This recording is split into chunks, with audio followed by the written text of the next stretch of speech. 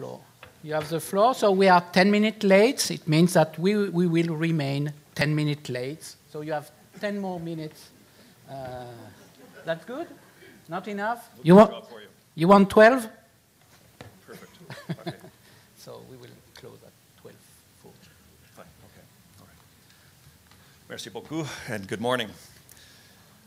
I'm a public relations executive. I'm not sure I've ever spoken to so many journalists all at one time.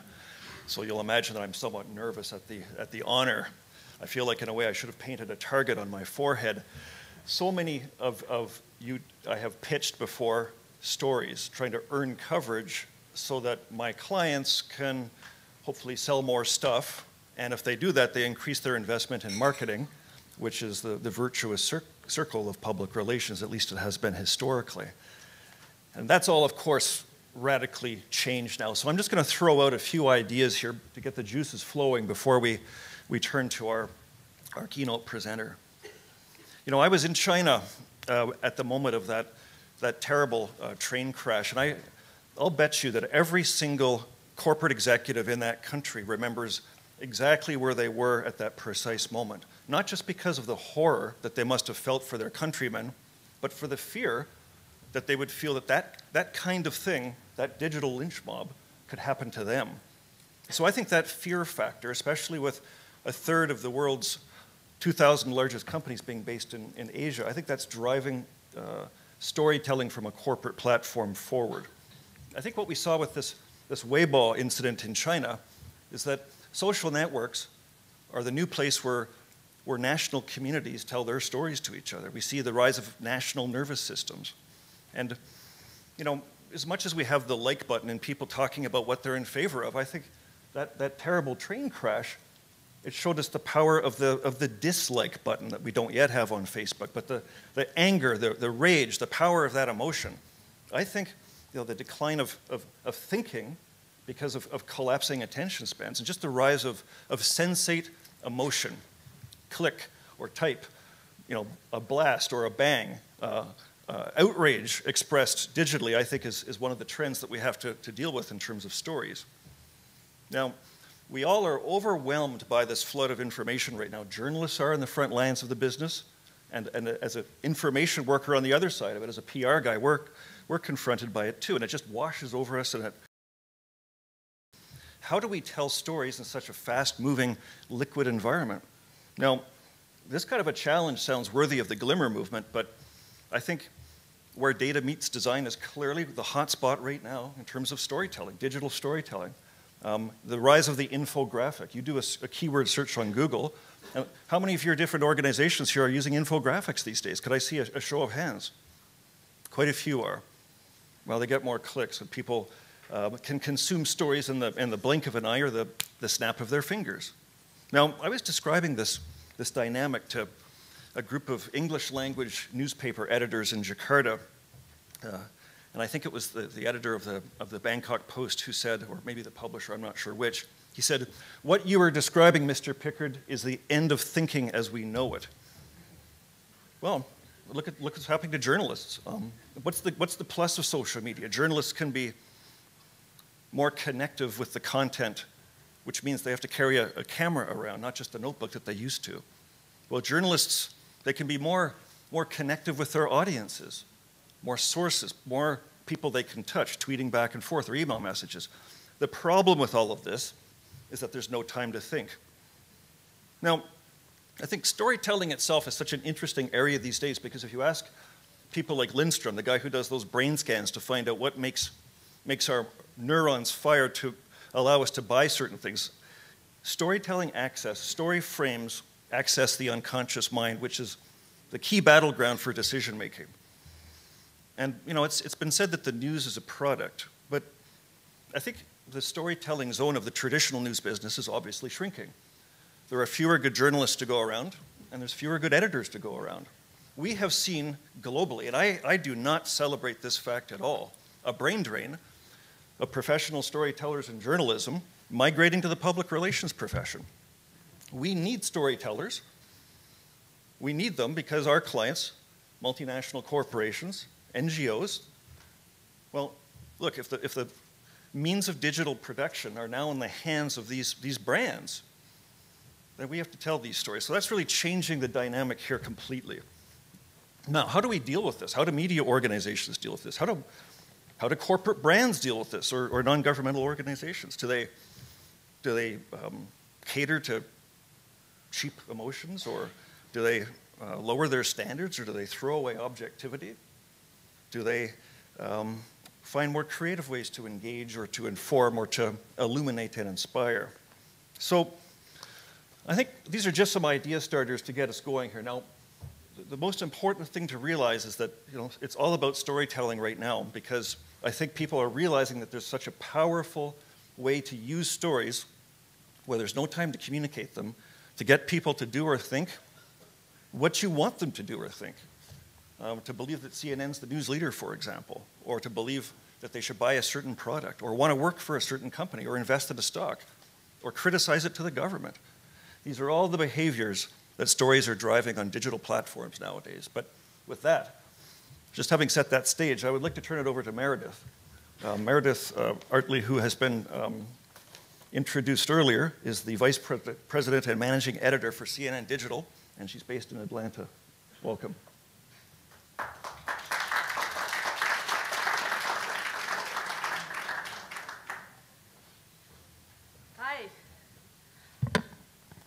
Before we start, I'm curious, how many of you were at the wonderful dinner last night in this room? Will you raise your hand if you were there? Okay, so a good portion of you. So I want to do something that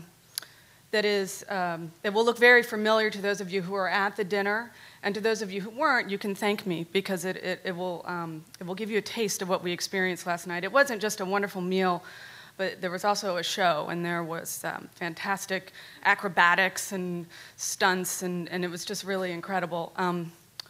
So I'm going to do a backflip right now here on stage. Ready? 3, 2, 1. Did you see it? It was really fast.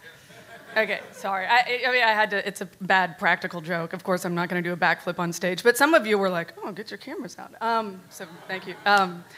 It was really amazing. So thank you to everyone who put on that wonderful dinner last night. All right. Well, let me pull up my presentation here. I want to talk to you today about something called open journalism. And I want to tell you what that phrase means to me, and then I want to explain to you what you need to do it and why it's important. And I want to show you a few examples of how CNN is doing it. Is there a mic that I could roam around with? Yeah, thank you. Thank you. Okay. Is this on? Oh yeah, thank you. Great. Thank you, Antoine. All right, can you guys hear me? So this is basically a term that I made up based on a lot of conversations that you guys have heard this morning that have been in the ether when we talk about the next phases of journalism. But I'll define it for you in terms of what I think of it. It's about truly a conversation. It's something that's critical if you want to innovate, and it's also critical if you want to grow your audiences and grow your business. So, again, you guys heard a lot of it this morning. It's not just about publishing out anymore. It's about really listening and engaging with your audiences.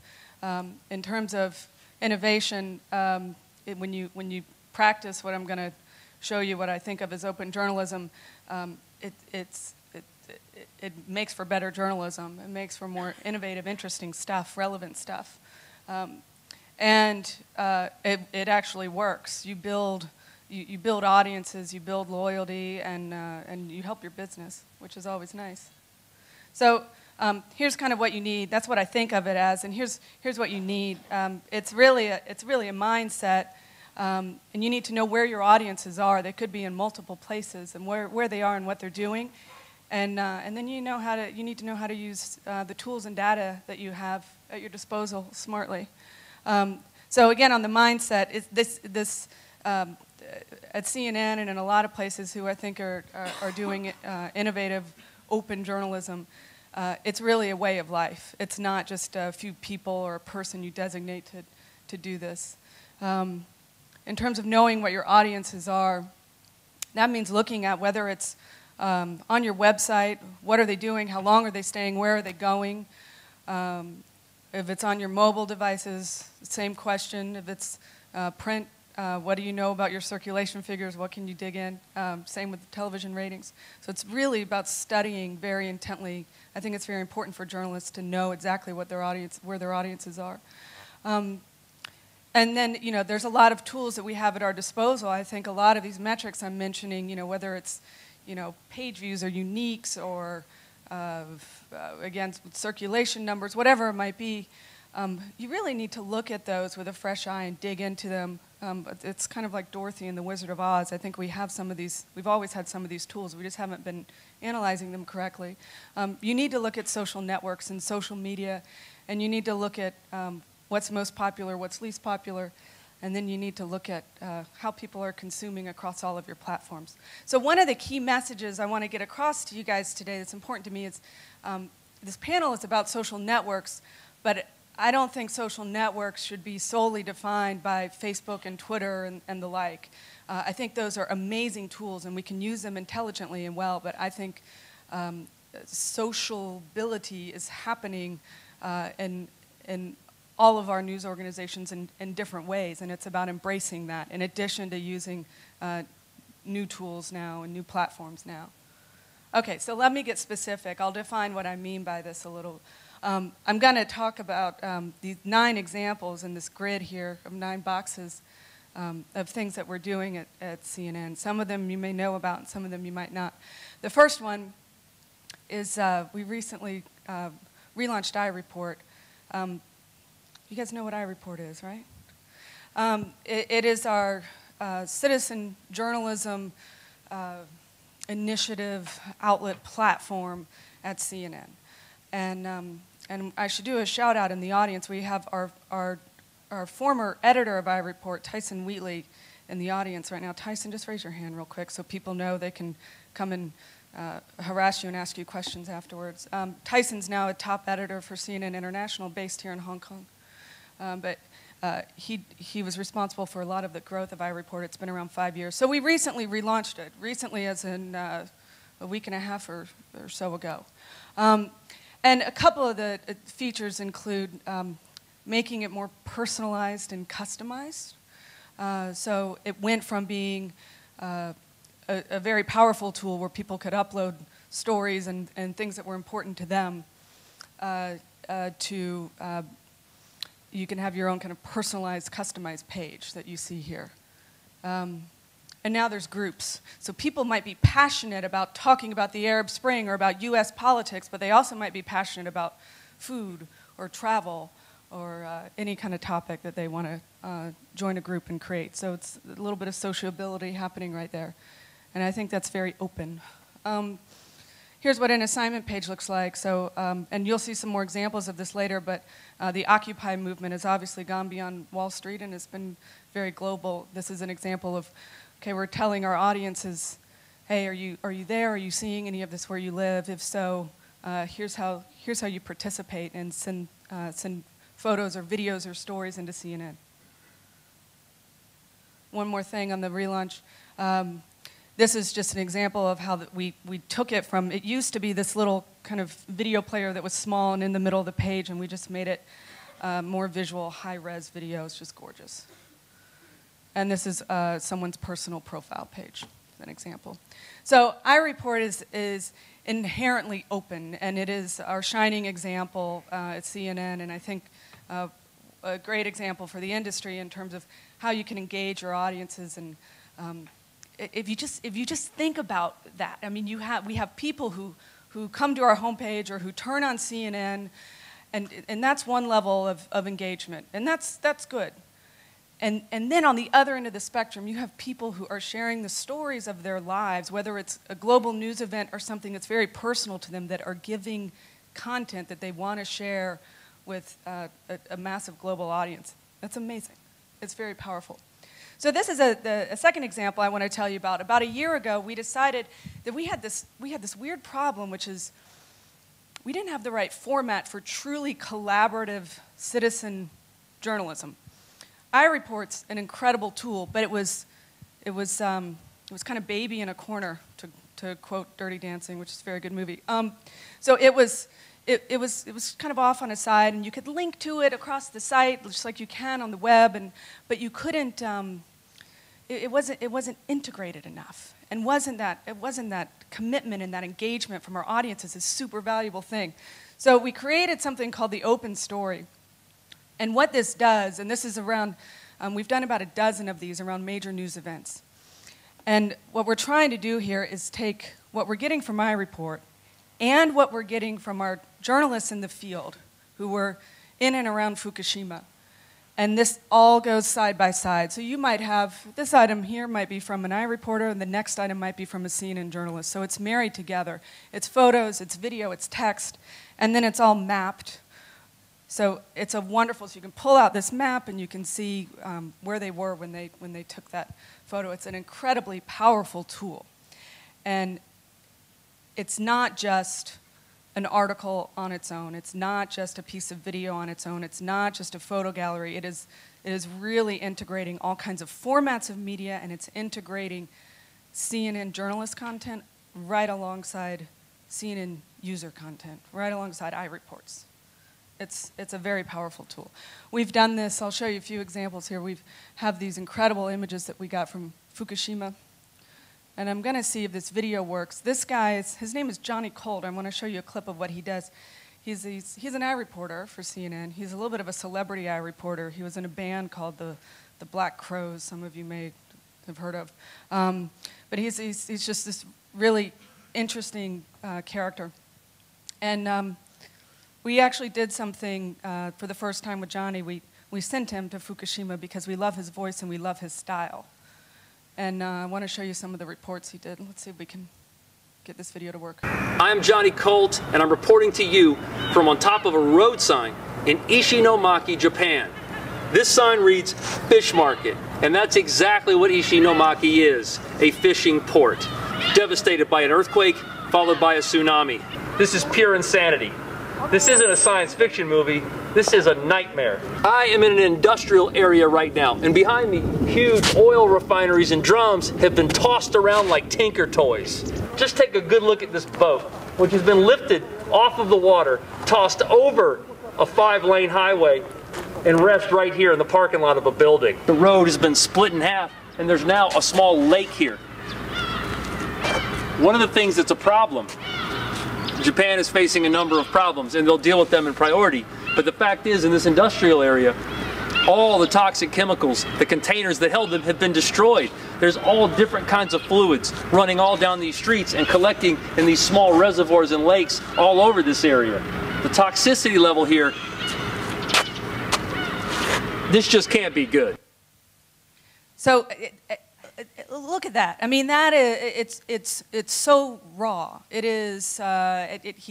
He's got this incredible passion, and what a great way to tell that story. In addition to all the many other ways we told that story, this was one of my favorite pieces of journalism that we did from Fukushima. This is some more about Open Story. Again, I'll go through some of these items a lot more quickly, but Open Story is such an interesting format to me because I really think it's a new format for journalism. It's in beta, so we're still going to play with it and redesign it and improve it, but I love the way that it integrates data and multiple types of formats and user-generated content and professional content. So here are some of the images that we've gotten from Occupy. This is from people all over the world. This is in Oakland. This is in Tokyo. Here's Taipei. There's someone I think we'll be seeing later on today. Amsterdam, etc. Similar with the London riots. Again, these are people who were there on the ground sending us incredible images, incredible video, incredible thoughts. So we do love the Open Story. We think there's more in that. So another way that I think we've been practicing open journalism, which is clearly not original to CNN. A lot of us do it, is thoughtfully aggregating and curating content. So What I showed you in the background there is our breaking news blog. It's called This Just In. It's where we do a lot of live blogging if there's a big event erupting or a debate that the politicians are making. But what we'll also do is aggregate content that we find that's thoughtful, give credit to that organization and a link over, and it's just something that's nice to do. I think that's inherently open, right? I'm pointing it out because it's not about being closed off and just keeping everything on your site. It's about exposing your audiences to some of the things that you find that are also interesting. That's inherently open in a conversation. Similarly, a lot of us have comments across our sites and mobile platforms or different ways that the audience is interacting with us. About a year ago at CNN Digital, we put comments on every single article page and opened it up. So they were post-moderated. The community moderates itself. They didn't go through an editor's approval. And CNN is a very large website. We get about and mobile platform. We get about 10 million people daily across our mobile platform, across our site and mobile platforms. Excuse me. So we get a lot of comments. Most articles get hundreds of comments. Many get thousands. Many get tens of thousands. So what do you do about that? That's not enough just to let people comment. You need to actually listen to what they're saying. You need to read what they're saying. So we made a concerted effort, and this is where the mindset comes in. It's very valuable that people, with all the choices they have today, with the massive internet, that people are actually engaging with us. Some of the comments, many of them, are extremely thoughtful and give us follow-up story ideas or interesting angles and interesting discussions. So every day, we do this feature on our breaking news blog. We call it Overheard. And it aggregates the best of the comments across the site, and that's content in and of its own right. And it's fascinating. And then that begets more comments. Another way that I think you can be open, and this goes to looking at where your audiences are and what they're passionate about, is looking at topics. This is, again, an old practice in journalism, but we've been launching a beat coverage effort at CNN where we're looking at, we're using blogs for this currently. So this is our education blog called Schools of Thought that just launched in the last month. We have a food blog called Etocracy, and we have a space and science blog. These didn't just happen because we liked these topics. We do like these topics, but they happen because we notice, for example, with space and science, anytime we do anything on that topic, the comments go through the roof. Our audiences love it. It ends up on the most popular list. So maybe we should do something about that. Maybe we should cover that on a regular basis. So we launched a beat blog.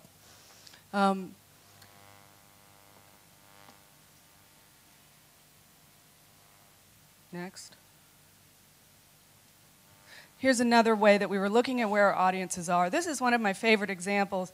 And again, not exactly a new idea. We just put a new twist on it. We have now a weekend edition for CNN Digital. Think about where you are as a person during your working life or your working hours, right? Your mindset is a little different. And think about where you are on the weekends or in the evenings. Your habits change a little bit, right? So we decided that we should do something about that. And so we redesigned the site to have a different presentation. We do different story play on the weekends than we do during the week.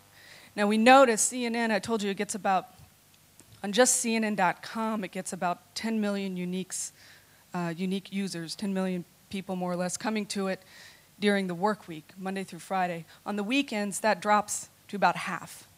But we saw that people were actually spending more time with us. And 5 million people is nothing to sneeze at, right? That's still a lot of people. And so there were fewer of them, but they were lingering longer. So why don't we program to that? Why don't we do enterprise and investigative journalism and more feature writing and long-form video? Why don't we play with that on the weekends? And we've been doing that for several months now. It's been a big success. And I consider that open journalism because, again, we're thinking about where our audiences are and what they're doing, and we're programming and editing to that. We'll talk a lot about social media with this wonderful panel coming up, but CNN has approximately 5 gazillion Twitter accounts, and a lot of Facebook pages. One of my favorite examples is we have a team of people out of Washington, D.C. who recently started up a CNNpolitics.com Facebook page a few months ago. So they started with 0, as you do, and I think now it's 30 or 40,000 followers. And what's awesome about that is that that discussion is about our journalism happening elsewhere. It doesn't have to happen on our site. It doesn't already. People talk about it in their homes. They talk about it wherever they want to talk about it. They might think, you know, CNN's doing something wonderful or horrible, or they might have an idea about it or want to share it. But we had to recognize that this is happening elsewhere, and we want to encourage that we want to encourage the conversation about the journalism that's happening. So, you know, some of our big names like Sanjay Gupta or Anderson Cooper are regularly having conversations with their audiences right there on Twitter, interacting with people. And the same goes for some of our broader accounts, like our breaking news account, CNN BRK, which is in the top 20 of all accounts on Twitter. I want to talk about mobile because I think it fits very much into open journalism in terms of thinking about where people are and what they're doing and how you need to be there. One of the speakers earlier this morning talked about, I think it was Dan, you can't just repurpose. You need to really think about mobile as a platform. Here are some figures in terms of what we do on mobile, what we get in terms of traffic and numbers. 13 million downloads across our apps, and CNN has just been doing a great job in terms of dominating on mobile. Our mobile website gets about 200 million page views a month. It's a massive site. We have a couple of people dedicated to thinking about what's on that site, how they play it, should it get different priority or play from the website. I think you can't talk about being open and being innovative without talking about the people who you hire, the people who are on your team. I really appreciated that Wolfgang was asking the question about how universities are training our students. There's a lot of so-called digital natives out there, and it's important to have them on your team. So a shout out to the students from Western Kentucky and anyone else here. They don't really need to be told that it's important to listen. They do that already, and that's a good thing to have on your team. That's it. Thank you. Shé, merci.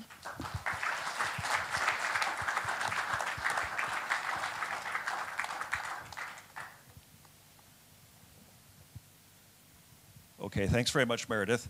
Also very well known to many of you is this next speaker on the panel. Thomas Crampton, for 20 years was a globetrotting correspondent on many different continents, and I know him more recently because he's the Asia-Pacific leader for Ogilvy's really cool 360 digital influence practice, which is going like gangbusters. So I think in many ways the man who needs no introduction in Asia. Thomas, go ahead. Thank you very much. I don't have a keynote, just a very few brief remarks I'd like to talk about in relation to storytelling and I guess a little bit of the transition that I did from traditional journalism into this new form of journalism or new form of communication that I work in right now. One aspect of it I'd like to highlight is the kind of a difference that we do now in terms of aggregating communities or gathering people together. Which I think is a concern, not just in terms of the way that stories are being told, but also in terms of business models for media companies, which I don't have to, hammer onto that too much. But I think it is, if I can give a concrete example of that, a few months ago, we were asked by a company to start something that would, promote their products. To do that, we actually created effectively the largest media targeted at parents with children. This might be uninteresting on one level, but on the other level, we created a community. There are 45,000 children born each year to Hong Kong parents. We created a community in about 3 weeks of 120,000 people who were interested, who are parents interested in their children. What this effectively does is create a zone, a platform, kind of what Meredith was talking about, where you have an aggregation or a group of people who you know what they're interested in, what they want to talk about, and how you can engage with them.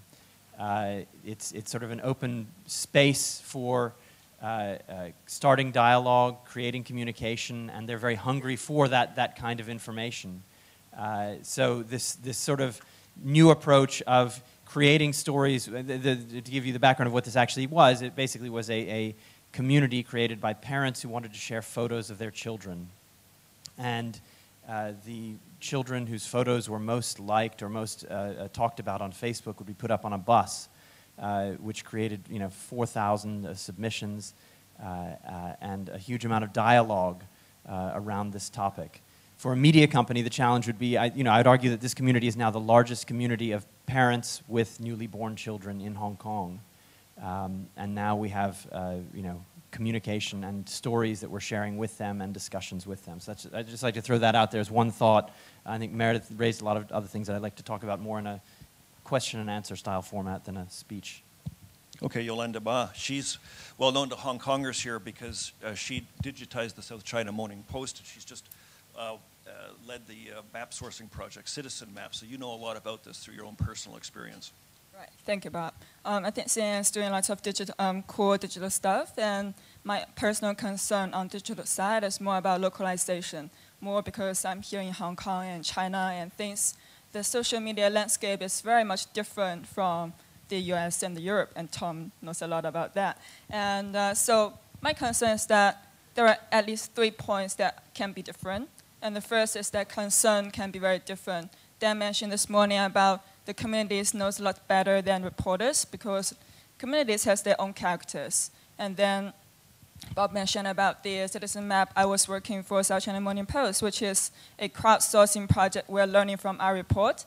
We're trying to do a localized our report thing in Hong Kong. And then we use the Ushahidi platform, which Dan mentioned this morning on the Haiti earthquake. And we use that open source platform, and we developed that into a Hong Kong environmental reporting site. So basically what the citizens can do is that if they see any environmental restrictions, they can come to the site and report to us.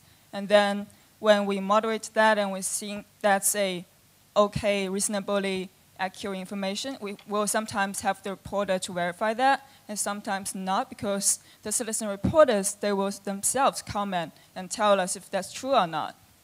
And then the government and the environmental groups will follow up. And the mini site, without much promotion, got 2,000 page views on the first day of launch, which is pretty good for a Hong Kong local site. And then when I'm talking about concerns, just to give you a brief introduction, is that for the environmental thing in Hong Kong, it's very much a heated debate here. In 2009, there was a huge case about a developer who wants to make a beach into his own personal garden. And when that land is of much conservation value, so the whole society become very angry about that, even though in theory the developer owns that land and he's legitimate to do so. And then there was a Facebook page founded, and there were 80,000 fans like that page. Just think there is only 7 million population in Hong Kong. So that's a lot. So the second difference I want to talk about is the mechanism of how you do the social media. So still within Greater China landscape, there is a very famous citizen journalism project in Taiwan, which is called pepo.org, P-E-O-P-E. Do you know that? Yeah, so that is a pretty successful citizen journalism site in Taiwan. Then I talked to one of its the editors, and then he told me that how they do the verification is that they will ask the real name, the identification of every citizen journalist. And that is a mechanism that cannot be impossible to be adopted in mainland China because everyone's anti-real name, kind of, because they will raise lots of issues on censorship and all that. So mechanism, how you do things are very different.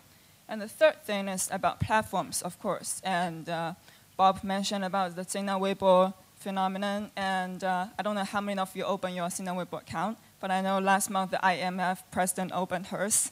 So hurry up if you haven't. So for Sina Weibo, and Bob mentioned about the train crash, right? And you mentioned about emotions, the fear, and I want to follow up on your point is that actually the Chinese government is now trying to be more open and using the social media platform to really react to the citizens' emotions. And this morning I read the news is that the Beijing government's police station, they're open, their Sina Weibo account has attracted 2 million followers. That is like 1/3 of Hong Kong population. And their account has been open for 15 months only, and then they have a team running that, reacting to citizens' requests and questions and all that. So that is a pretty interesting phenomenon that gives lots of sources and interesting story ideas for reporters on the other side. So that's the 3 things I think on the localization point that I want to add to Meredith's presentation. Okay, thanks very much, Yolanda. Well, you've heard a lot from us up here in the panel. I think it's time now to ask questions and get the dialogue going from the audience here. In the back. Yes, sir. Hi, I'm Jill Raymond from Mobiles Republic. Listening to your different presentation, I'm wondering if the journalist is not becoming a kind of chief conductor of an orchestra where musicians are playing from hard rock music to classical music. If you want to comment. So who's that for? Or? For any, I think there's huge power in being a curator, if that's what you're talking about, and I think that's absolutely true. What you don't want, you no longer have to be the sole source of information because you don't actually have all the information. Large news organizations have a tremendous amount of resources at their disposal. They can verify things. They can send people to the front lines very, very quickly. But when something happens, like the Fukushima earthquake, I thought it was interesting the series that Joey described of how it started out with Twitter being important, traditional media sort of took over, and then as the people started to question traditional media and the way that the earthquake was being dealt with, again, social media came back to the fore. And as a news organization, I think you would want to use as much of those different aspects as possible to your strength. And there's always much more strength. CNET was one of the innovators in bringing in links to their direct rivals. They wanted everybody to come to CNET, even if you were going to go off to a rival's website, because at least you'd know if you wanted the latest news on a given topic, go to CNET, and they'll have it even if they don't have the story. I love that analogy.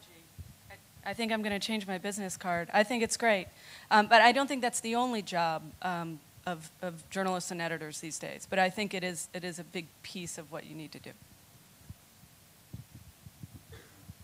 Well, I just think that even as curators, the attitude is most important. I think now everyone's talking about two-way communications, and actually reporters should really be humble and learn from the audience. And if you call yourself as curator, then you're putting yourself as a very centralized, very central location. And that may not be that good for really lowering down your attitude. I still don't think there's many good curators out there. I think you really have to learn the rhythm and the pulse and know the audience really well and understand what their content preferences are. And actually, Meredith, you said something really interesting. A lot of corporate representatives building a digital brand as opposed to the reality of a digital business, and I think those things are distinct. They'll put up slides that say, oh yes, we monitor. And I was going to ask you, okay, fine, well you monitor, so how do you guys actually listen? And so you said, oh, here's how we listen. So if you actually hear what people are saying through this listening, Meredith, how do you then integrate the lessons that you are receiving from that, and how do you, in a real-time way, integrate their contribution to your stories into the design of the content and the stories that are being put out there on these different platforms? A couple of the examples I showed, I think the fact that every single day we decided to launch basically a new franchise, a new regular piece of journalism with its own title and its own location called Overheard, is the prime example and a commitment to how we're doing that listening. Now, in addition with, iReport, which for 5 years now has been doing this, where we are actively monitoring what people are coming in. We're asking for those submissions. We're looking at that. We're vetting that, and we're putting it on our site and on our air. Those are just two examples of how we do it. I think, again, what's important is the mindset. It's an incredible gift that when your audiences are moved enough with everything that we have in the busy world that we live in to engage with you, to talk with each other, and to talk with you, that's a massive opportunity.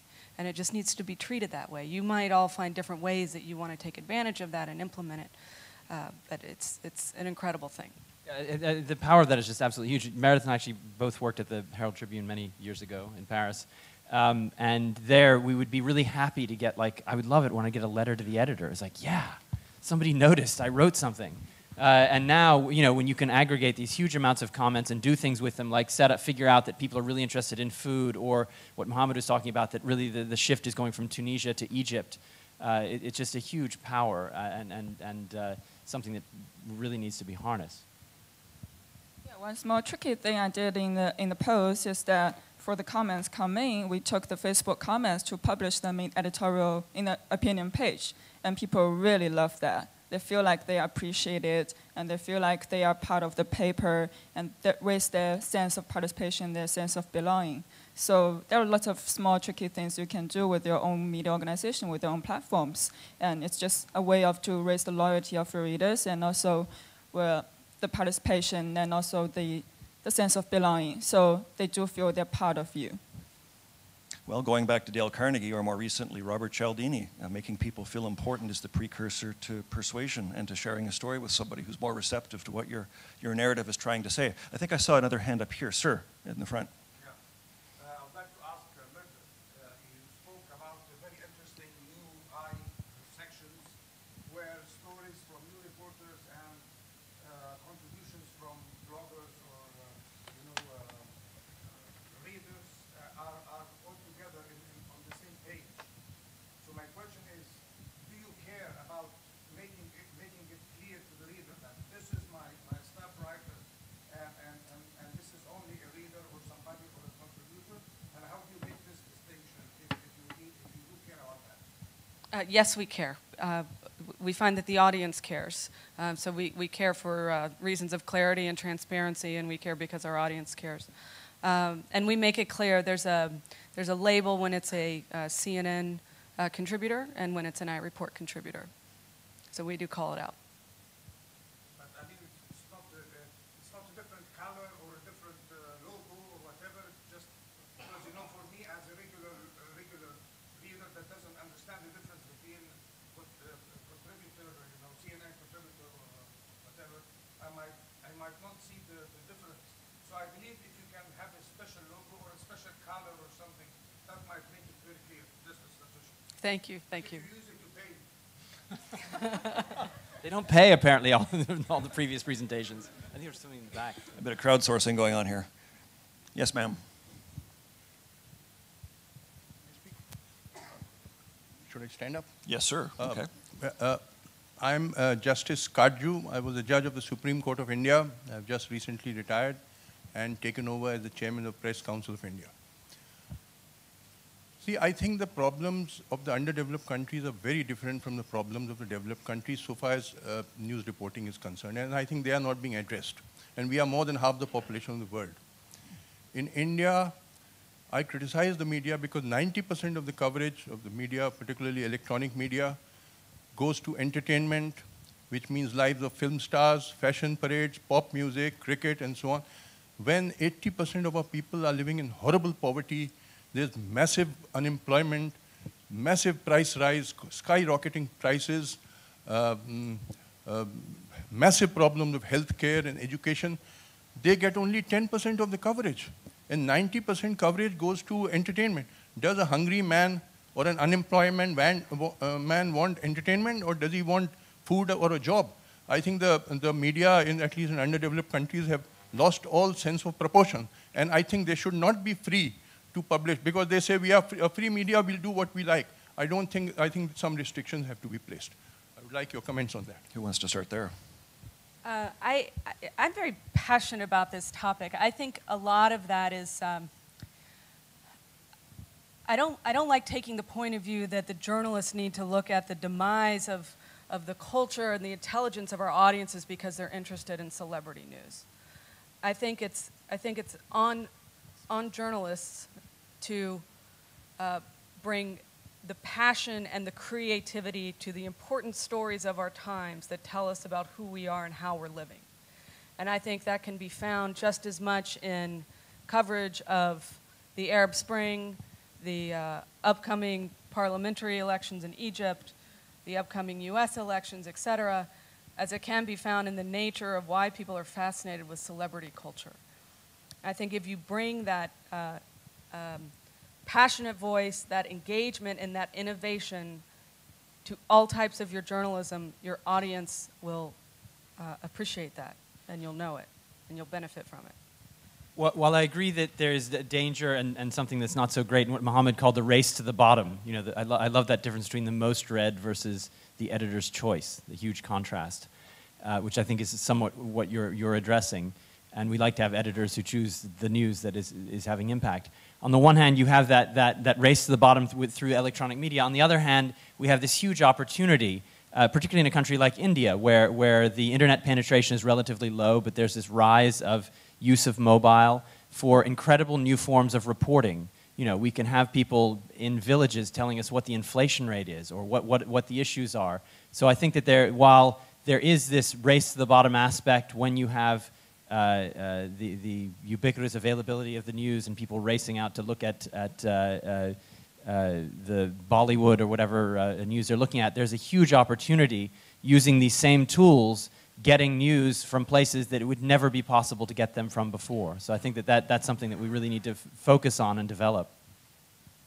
Well, I think social media is giving the users, the readers, a chance to really push the media organizations to do some serious journalism. Still taking back the train crash example. It happened in July, and then it's been four months already. And then the government was supposed to have the report last month, but they didn't. And then if the media organization are not doing their job and they forgot about it, then you can see on social media, on Sina Weibo, lots of users are pushing for the report. And then this gives the media organizations no excuse to ignore the serious events. And the other examples, recently, if you live in mainland China, if you ever gone to that, you know that the Beijing air quality is not that good. And recently, there's an app which is very popular that many users are using the app to monitor the air quality in Beijing. And one of the very, very popular Weibo user, Pan Shiyi, and he has more than 7 million followers on his Weibo. And then he is personally publishing the air quality based on their app to all of his 7 million followers. And then this gives lots of media heat, like they can't ignore the fact that the air is not good, you know. Yeah, an example in India would be the anti-corruption legislation, the way that's been driven by Twitter users in India. Well, the Anna Hazare movement is interesting. I've blogged about this.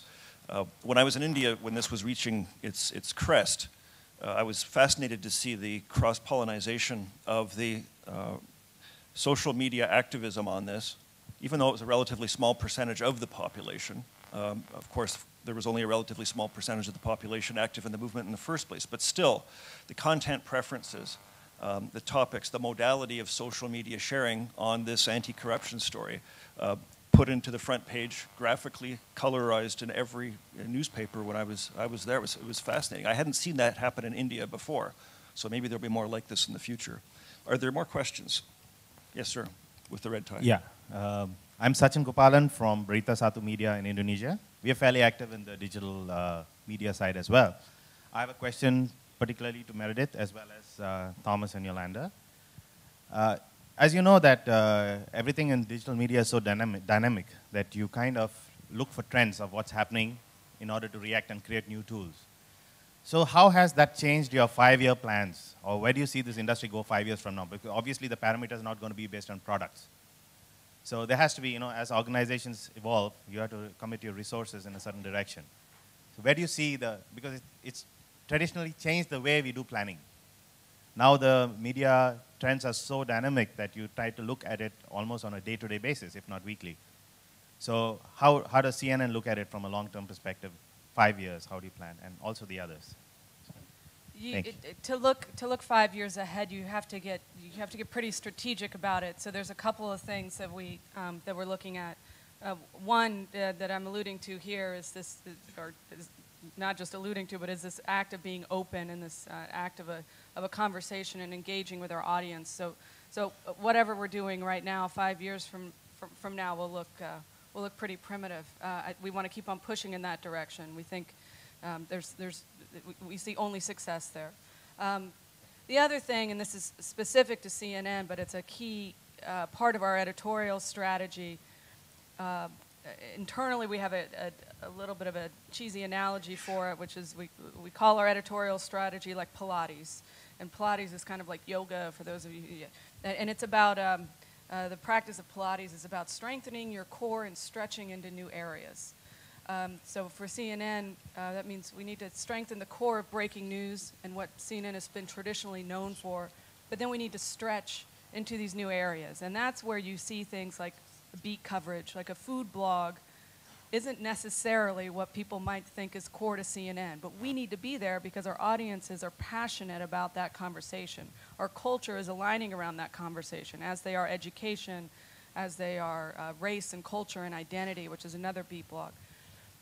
So similarly, we talk about investigative journalism, enterprise journalism, magazine-style storytelling. Those are all areas that we want to get into. So we think very broadly when we look at 5 years from now. But I'd say engagement, the two key things are engagement with our audiences and increasing that, and then looking at pushing beyond breaking news. Is there such a thing, Meredith, as being too engaged with the audience? I saw the Anderson Cooper screenshot there, and there was that article, I think, in the New Republic magazine recently that was kind of bemoaning the tendency, as if he's a product brand of his extreme involvement in the plot of a story. They called him a TV emoter. Do you think that there's anything that's happening to the media business in terms of the removal of that traditional objectivity or distance from a story that this might represent? I think there are things there. We could all point to best practices and worst practices in terms of how not only news organizations but just people, individuals. My aunt, for example, or how she's engaging on Twitter or Facebook and things that you may or may not want to say publicly. I think that's something that we're all just working through as people, not even as journalists. But I don't know that I would go as far to say there's something as engaging too much with your audiences. I think there are some best practices that everyone can follow. I think Anderson does a great job at it. We've got a lot of strong journalists who have gone beyond just being a face on a TV screen or a columnist on a site, who are really having a regular conversation with their audiences. I think it's a powerful thing. Thomas? Looking into the future, from my perspective, one of the things is follow the audiences. Very, very key. We don't know where they're going to go. Right now, the topic here is social networks. Outside of mainland China, Facebook is sort of becoming the dominant one, but you need to watch where your audience is going and what they're doing, which is not as easy as it might seem to be. Just getting statistics or seeing how conversations are evolving is very, very important, which is something I'd like to quickly raise. Data was brought up a lot earlier on. One of the interesting things we now see, thanks to the kinds of data that you can gather off of a site such as Facebook, we can now get down to not the article that is read most, but we can actually measure what words cause more action than others. And statistically, actually, if you look at what people will click on, they will respond much more to a question that uses the word where than the word why. Why that is, I don't know. But we've aggregated this over thousands and thousands of conversations online. And if you want to ask a question to engage people, ask where. So that's sort of looking at following the audience and gathering statistics about them to know where they are, how they engage, and what they do. So that's the first thing. The second thing I would do is try to fail fast. You want to try as many things as possible and chalk those things that fail up to experience. And you're going to learn a lot more that way than you will by waiting for the perfect thing to happen or building the ultimate website that's going to be the killer website. By the time you get to that, rolling out that killer website, every concept you've built it on will be dead. And the third one, I guess, is that I would consider most important is mobile. The importance of mobile going forward cannot be exaggerated.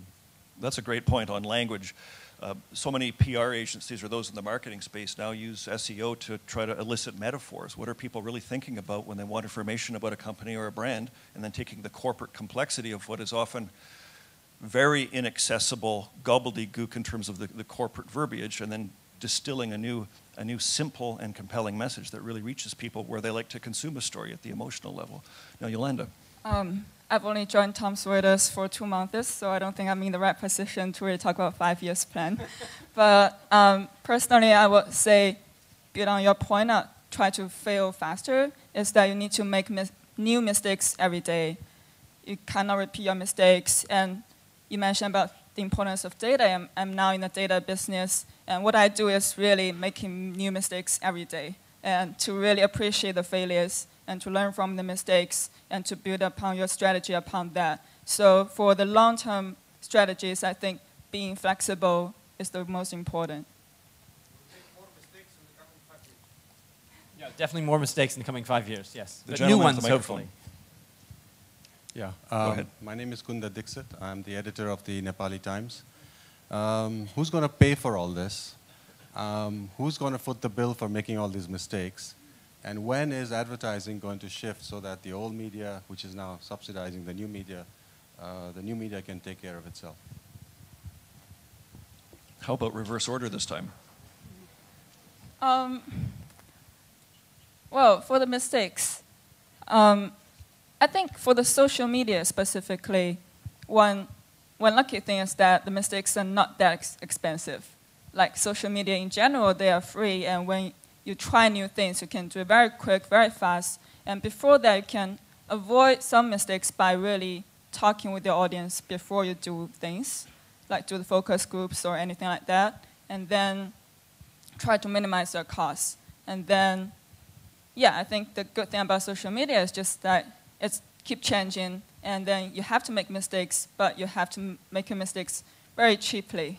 And you have to hire some people sometimes depends on your organizations. Like I was hired as social media editor at the Post, and then for all the mistakes, they're paying is my salary. So that's my very, answer. very expensive, in other words. Well put. Thomas. So, sorry, how are we going to pay? Who's paying for the mistakes? What's the business model? And is anybody going to make any money off of digital? I think obviously you want to minimize the cost for your mistakes. I think that one of the things, the big danger is avoiding the mistakes because you want to protect something. And I think it's better to eat your own children than have somebody else eat them.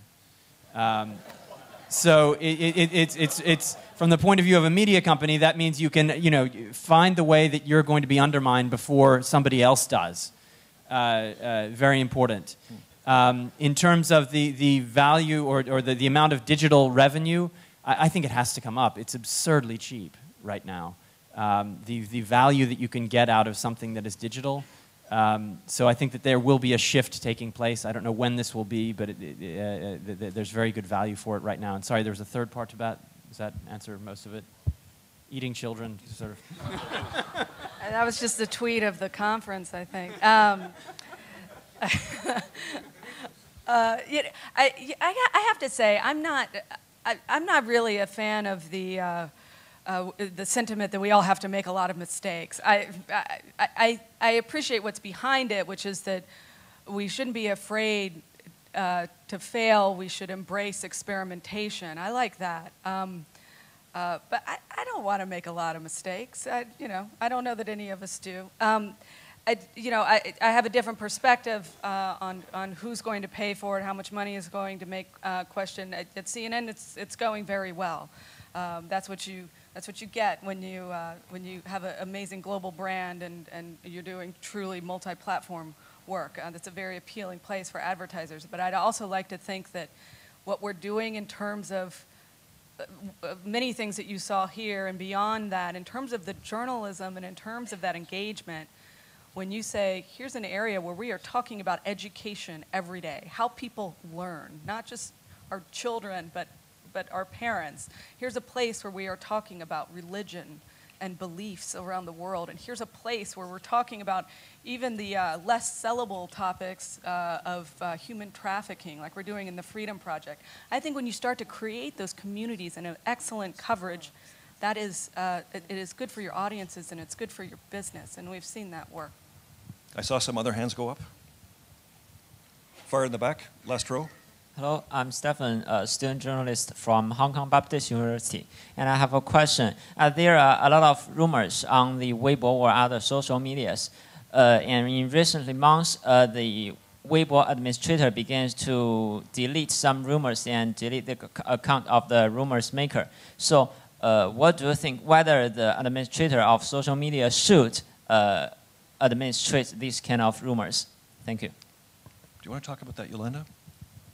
Well, personally, I really don't know how they really, the mechanism behind Weibo's, how they really kill the rumors, how they found their rumors. And some users are really doubting there is government censorship behind that. So I don't know what's the real story behind that. But if I will say my personal stance is that you should let the users discover the rumors themselves. They will know. As we discussed before, the community knows better than reporters. And then if 1,000 people are saying the same thing, that there's 80% that's the truth. You don't need to really kill that from the platform provider's point of view. Okay. Shall we move to the next question? Hello. Oh, there he is. Sorry. You got the microphone Hello, already. Why don't you go ahead? I'm Jakub Unger, Centrum Holdings from Czech Republic. And back to question about costly mistakes. We've launched a year ago a news, Facebook only. It's really a news published by Facebook tools, by people only through Facebook. It's not a Facebook page. It has no ties to our mainstream news media, etc. And one of the findings after a year is that the users, the readers, are sort of topic-centric. That we, in a year, created like 50 to 80 subsections to really attract at least a few followers, like tens, 100, 500 of followers. If it was a generic topic, like I think all the journalists we aim to create mainstream generic topics like politics, sports, culture. If it was like this on our Facebook news daily, there was no follower. So everyone was interested in 1 week in a topic about one specific in one street, but we didn't find in a year how we can create on this environment a traditional, really mainstream, impactful news media. So how are your views on this? Which reminds me of the third point I wanted to make in the last comment, which is about not being set with one business model or one model forward. Because what you'll find is that a CNN is in a very different position from a media company in the Czech Republic. You have advantages and disadvantages on both sides. You have an audience that you can speak to in different ways. Obviously CNN has scale that you do not have. And what we find is that there are different ways to break it down, and finding verticals of interest to people might be some of these verticals might be monetizable. There might be a way that you can charge money or have events or build something around them. Others of them might simply be ways that you're going to gather an audience and bring people in and get them discussing things. I think the hardest job of all is finding general interest for a national level publication. The general interest aspect is the toughest part. You need to find things that make it unique to you and bring value that they're not going to get elsewhere, that they're not going to get from CNN, they're not going to get from Reuters, that only can come from your publication. Okay. Other questions? Right up front here. Hello. Yes, ma'am.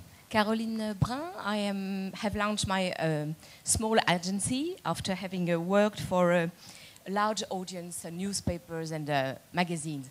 When I listen to your very interesting contributions, I'm wondering whether you don't make a confusion between new tools and new journalism.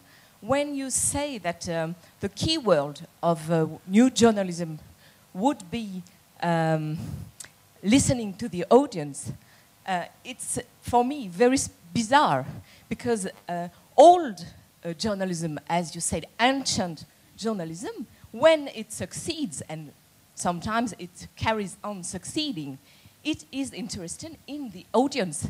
It's not the specificity of the new medias. What is different is that you have tools that allow you to know very quickly what your audience loves, if it's a good idea to have a new page on fooding or family life or something else. But I think that that is a way of presenting the things which is very special for me, because I think there are two journalisms, one which is succeeding because it is interested in the audience, is it on the print or on the web, and the other one who thinks he is always right. Great question. For me, what I think this is coming to a point which I think is really important to keep in mind with new media and social media, and that is it's a question of what is the new reach. The new reach is really engagement. It's really the measure of how much communication you're having with people, which becomes a back and forth dialogue, while a traditional media company back in the days of newspapers would hopefully get people interested by knowing what their audience wants. This is in a point where you can now engage with people at a much more detailed level. So for me, the difference is the engagement level and the depth of the engagement that you get. And I think most of the effective digital campaigns you see in the world of persuasion, from my end of the analysis, is the campaign. These are the campaigns where you combine the offline with the online. Sure, you create the online rallying point for people, but you physically link that so that they get to meet each other and build a community face to face. Did we have any other answers on this one, though? Yolanda, you had your... No, I totally agree with you that lots of principles for journalism doesn't change because of the existence of social media. Like, you need to vetting your information, you need to talk to your audience. It's just, in the old days, you call in the radio stations, and now you just Skype in. It's the same thing. So I agree with you, but the thing is that we need to learn the new tools, master the new tools much more faster than before, because there are so many new tools coming up, and they need to learn all of those and then apply them and try to reach a wider audience, as Thomas has mentioned, and more quickly. That's the only thing. And keeping in mind that these days media organization brands, like any other corporate brands, there's an expectation out there that you're not supposed to act like a thing or a robot. You're supposed to act like a sensate person with a personality and a character and a way of doing things. And with that, I would like to thank you all very much for your time and attention, and to our fellow panelists as well.